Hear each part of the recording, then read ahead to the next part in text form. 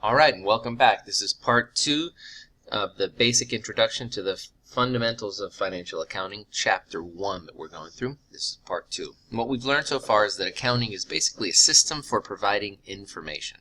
The four main functions of providing that information are, of course, 1, identifying business and financial activities, measuring those activities in a monetary basis, recording those activities in an organized manner, and of course communicating the results in a relevant, reliable, comparable, and useful manner, both for internal users, and that's management, so that they can keep their company profitable, but also to external users like investors and bankers and lenders.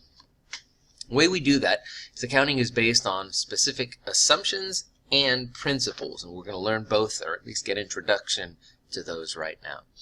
The main assumptions that you're going to learn in chapter 1 are as follows. The first one is going concern. We presume that a business will continue to operate indefinitely and not go out of business.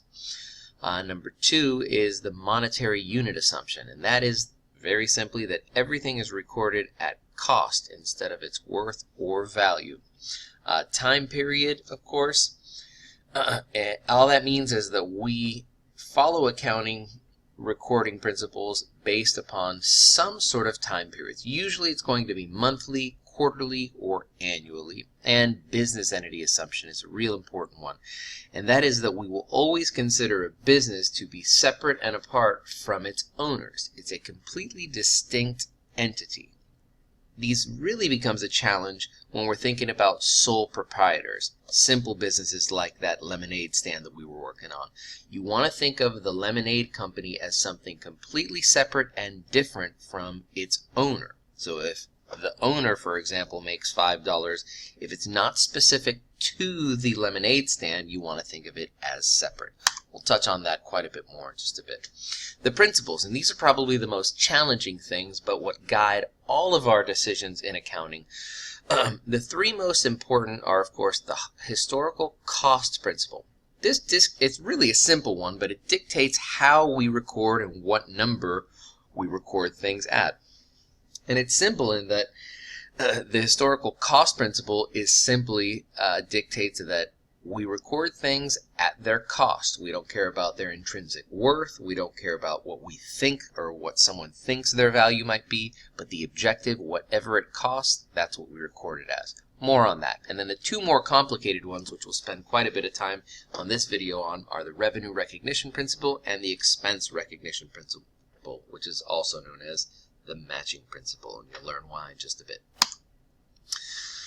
So again, accounting is based on basic assumptions and principles, and they're required for accounting, and we apply those rules to the business activities based upon what's known as generally accepted accounting principles. Chapter 1 has a bit of an alphabet soup. You're going to see a lot of acronyms, a lot of entities that create these rules and principles that we follow. None are necessarily law-making bodies, but there are laws that are based on these.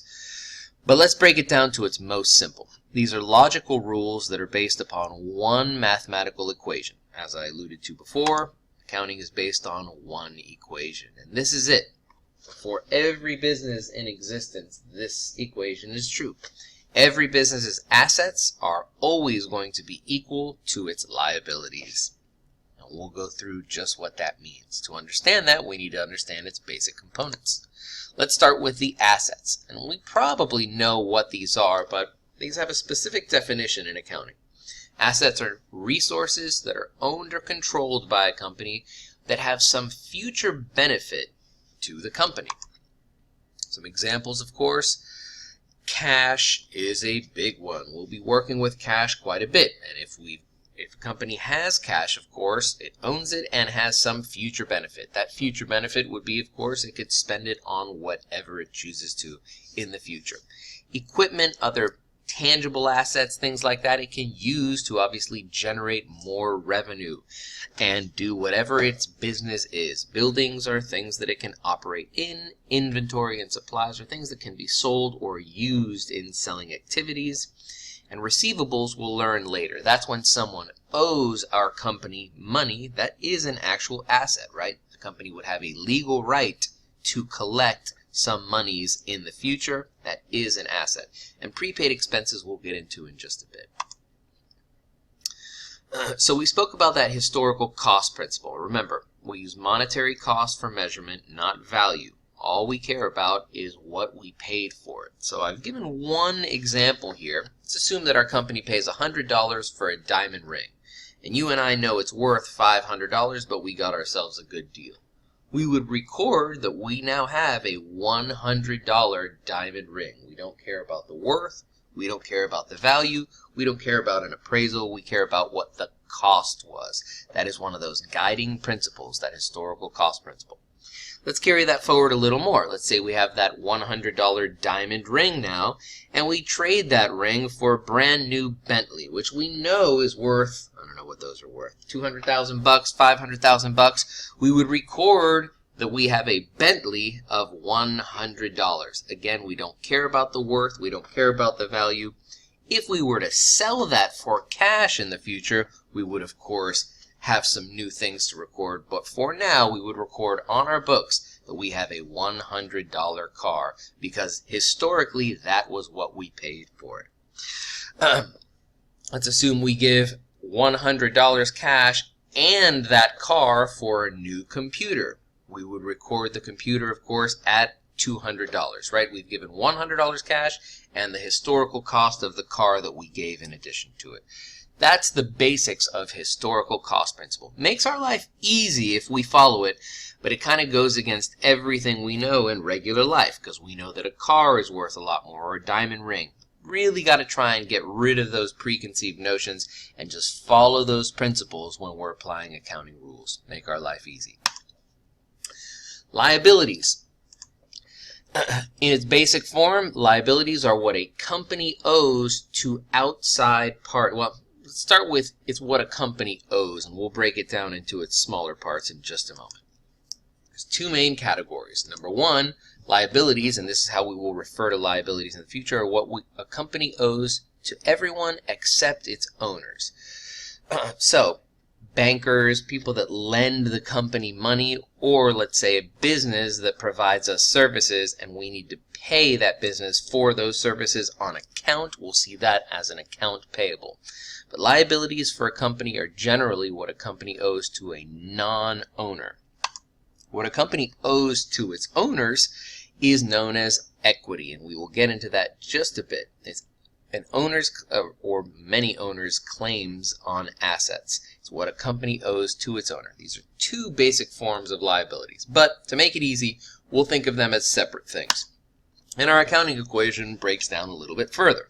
So a company's assets will always be equal to its liabilities, or what it owes to external parties, plus whatever it owes to its owners. Any questions? All right. Equity, again, I want to go into that just a bit because it's really the more difficult of those concepts. We've heard equity before, usually in terms of what we owe or whether we're underwater on a house or a car or other assets personally, but I really want to get into what it means as far as accounting goes and companies. So again, it's owner's claims on assets. That's how the book defines it, but really in plain English, it's what the owners can expect to get from the company at some point, right? It's the amount owed to the owners after everyone else is paid off. So let's go ahead and create that company once again, that lemonade stand, and go into a quick example here. Let's say the owner of the lemonade stand is going to invest some of his own money, $20 of his own money, and he's going to borrow $80 from his mom to start this business. And let's forget about purchasing supplies for just a moment. But let's just assume that he's investing $20 and borrowing $80 to start this company. This is what his accounting equation would look like down below. He's now got the company now has $100, right? 20 came from the owner. $80 was borrowed from mom. She would be an external party. So those are the $100 of assets that the company now has. But the liabilities, well, the company owes $80 to the external party of mom, and the company owes $20 to the owner. Let's call him Billy for now. In other words, if the company were to shut down operations tomorrow, that would have obviously been a very short business, but let's assume they do. Mom would expect to get paid her $80 back, and Billy would, of course, expect to get his $20 back. This is an example of these fundamental concepts. Equity, again, what the company owes to its owners. Equity is always increased for an owner by his investments. So when an owner invests money in a company, his equity increases. When an owner likewise takes money out of the company, that reduces the equity or reduces the amount that the company owes its owner. Let's take a look at that example one more time again. And we'll extend it a little further. So again, if the owner, Billy, invests $20 in his company and borrows $80 from his mom to start the business, this is what his accounting equation would look like. The company now has $100 of assets, all cash, and owes $80 to Mom and $20 to Billy. Billy now has $20 of equity in the company. But let's change that a little bit now. And let's assume the same basic facts, but in this example, after Billy invested $20 into his own company, he decides, hey, I'm going to take $5 out of that company and go spend it on something I've been wanting to do. I don't even think you can rent a movie for $5. But let's say he goes and spends that $5. And let's take a look at what would happen to the accounting equation then. Of course, the company has $5 less cash or $5 less assets. And of course, it owes Billy $5 less. So this is what it looks like. Equity has now decreased, and the assets of the company has simultaneously decreased. Couple more things that increase and reduce equity. We looked at investment, of course, and investment by an owner increases it, withdrawal reduces it. But revenues will also increase in equity, and that has a specific definition in accounting, and expenses will, of course, reduce equity. Most people don't invest in a company because they expect to one day just get their money back. They hope the company profits in some way, and they will get more than what they invested in a company. Make sense? All right. So let's stick with that same example there. We invest $20, and the company has sales now of $120 and expenses of $40. What would happen to equity here? Well, we'd have a net increase of $80, right? The company had revenues of $120, but expenses of $40. The net of that would be $80. So assuming this company works all in cash for now, what the accounting equation would look like is, well, the company has now $80 extra of cash, and the owner, Billy, can expect to now get paid an extra $80. His equity has increased, which I want you to think about. Simultaneously, that company now owes him more money, and that's why equity and liabilities will always equal a company's assets. No matter how big the company gets or how financially wealthy it gets, whatever the excess is over liabilities will go to its owners, and that's why this equation will always stay balanced. So taking what we've learned there, another way to express the accounting equation, what we looked at before, assets is equal to liabilities plus equity, is of course this much longer verbose one, but really the exact same thing. It just breaks equity down into its four main components. Investment by owners, withdrawals, or minus withdrawals, plus revenues, and minus expenses. Things with positives in front of them, of course, increase equity. Those with negatives, the withdrawals and expenses, decrease equity.